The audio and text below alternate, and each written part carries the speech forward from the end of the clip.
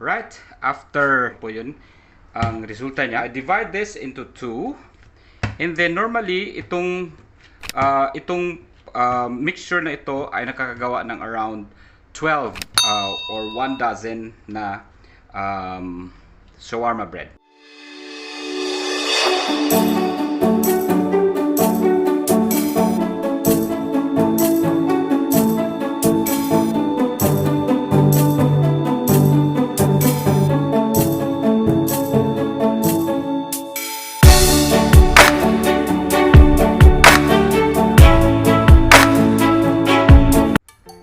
Now, ito na po yung ating shawarma bread or yung ating pita bread. Okay, let's check kung gaano ka super soft yung ating pita bread. Okay, yan po yung shawarma.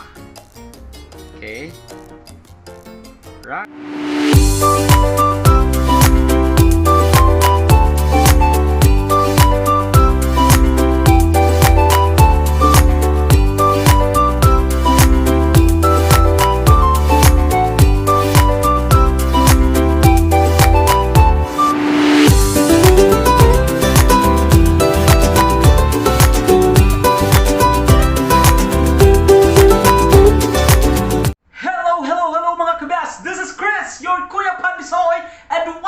To my channel! Today, may bago akong ipapakita sa inyo. May bago akong share sa inyo. Shawarma bread or pita bread or flat bread. Ayan! Pita bread or shawarma bread is commonly known for our brothers and sisters, our friends in the Middle Eastern countries. Ayan. Okay? So, come and join me as I show you step by step kung paano ginagawa ang famous shawarma bread or pita bread. Okay, or kubos. Kubos. Ayan. Are you wondering kung paano ito siya ginawa? Come and join me. Come! Okay. Dito na po ang mga kumpletong sangkap na ating gagamitin para sa ating pita bread or ating shawarma bread. Alright? Okay? First, isang ating all-purpose flour. Okay? This is 3 cups all-purpose flour. And then, we also have our 2 teaspoon baking powder, right? And we also have our 2 teaspoon white sugar and our 1/4 teaspoon salt or asin. Ayan. And we also have 1/4 cup of shortening and warm water. 1 cup of warm water. Ayan. Those are the complete ingredients for our shawarma bread or our pita bread. Okay, stay tuned for the actual procedure. Alright. Okay, I just want to remind you all na before tayo mag-umpisa, dapat malinis po ang ating kamay. Alright? Okay, so first you have to put in your 3 cups all-purpose flour, mixing bowl nyo. Next to that is we have to put in our baking powder, our sugar, and then just to mix it together, okay, until it's well combined. Okay, and then we'll just add on our salt. Okay, right after this is yung ating shortening. Okay, vegetable shortening. Okay, this time, yan, gamit pong ating kamay, we just mix it to make it like a crumbs. Okay? Until slowly makombine po yung ating shortening. Yan. Yung shortening marami po sa atin dyan sa Pilipinas. Again, paalala po, you have to wash your hand before doing this. Yan. Okay? Yan, slowly na-combine na po ang ating shortening. And then, we slowly add our water. Okay? Bit by bit. Okay? Normally, naglalagay ako ng yan, buta sa gitna. And then, I just add on the water slowly. And then, I just add on the yung flour mixture sa gilid. And then, slowly mixed it.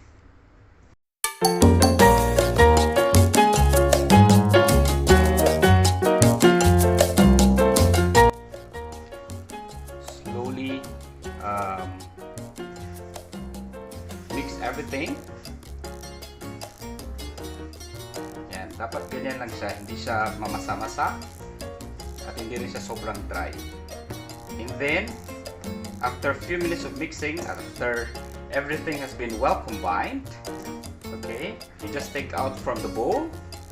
You just take out the bowl, and then we just put on a little bit of oil sa ating dough mat para wag po siyang dumikit. At this stage, hindi pa po ako nag-add ng what we call this, nag-dust in ng flour. Kasi mamaya kailanganin po natin yan. Kasi kailangan natin yung moist ng ating dough. Okay? Okay, kneading time will take you about 10 minutes.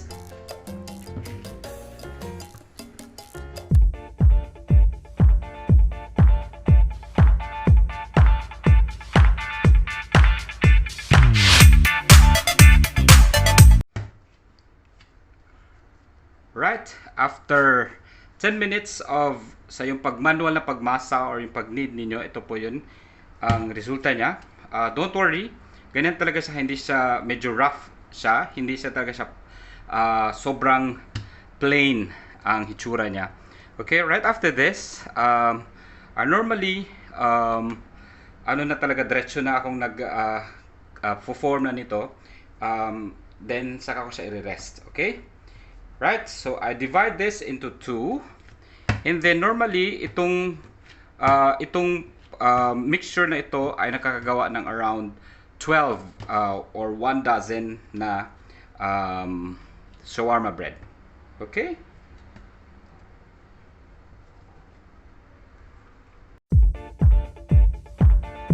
Right after this is I just form it into round.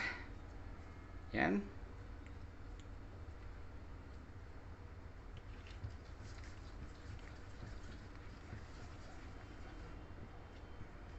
Yan na po siya.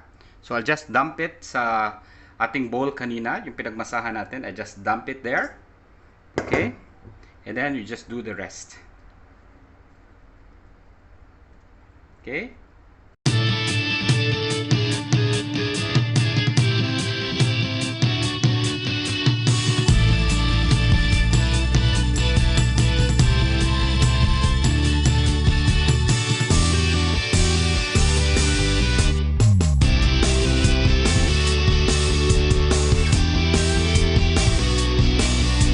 After natin magawa yung pagbilog ng ating shawarma bread, yung ating dough, ayan, that's around 12 pieces.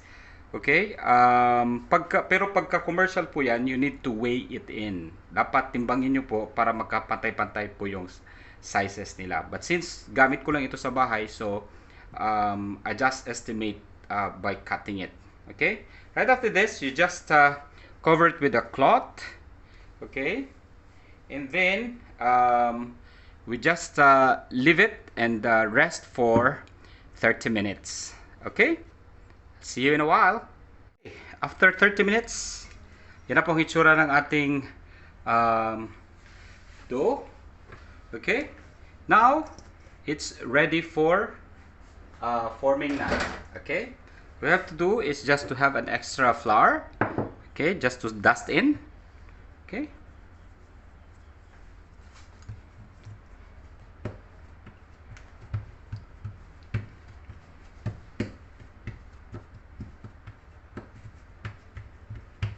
And then we need a ruler. Okay. Make sure na i-dust in nyo rin yung inyong ruler. Okay.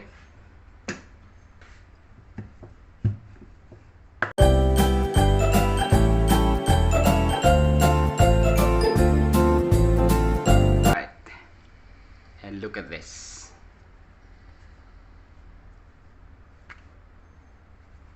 Okay? Yan. Manipis po siya. And then easy to manage. Okay?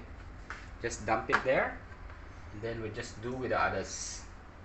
Okay?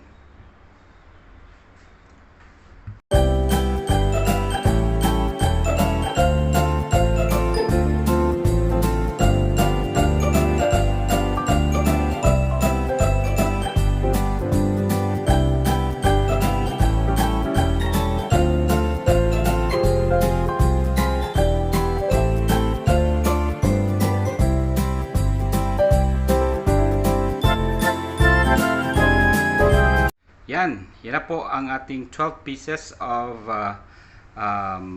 shawarma bread na na-flatten na.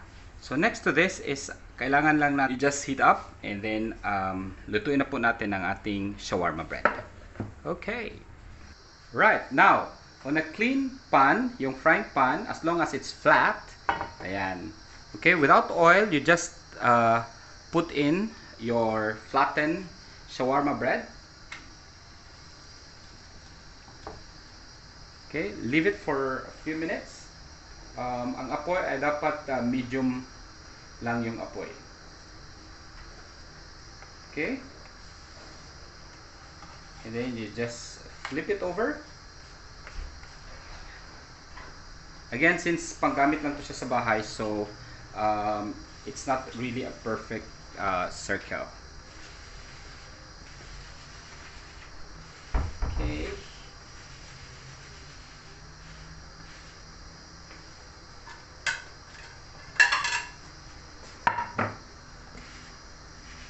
And then flip it again on the other side and look at that. You see? Wow, it's bubbling. Ready? It's okay lang yan na nagbubble. And then, after a few minutes, just take it out and look at this. Right. Okay, dump it in a clean plate. Okay, and then we just add on the next one.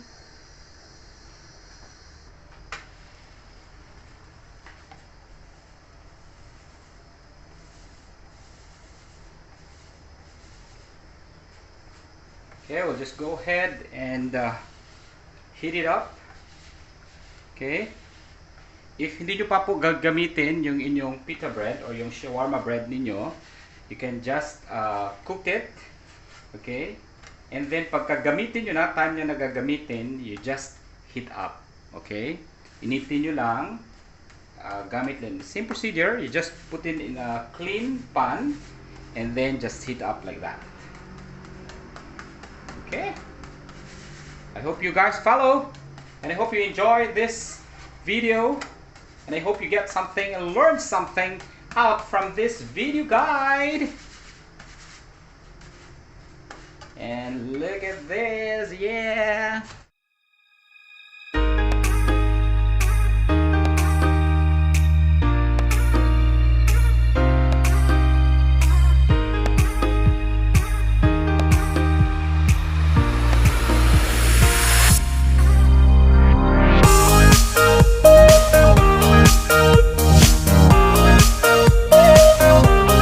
Now, ito na po yung ating shawarma bread or yung ating pita bread. Okay, let's check kung gaano kalambot. Ayan, super soft yung ating pita bread. Okay, ayan po yung shawarma. Okay, right, let's try it later. Yan po, ganyan po siya kalambot, ganyan ka soft yung ating pita bread. Okay, right, let's try it later, and thank you so much guys for watching.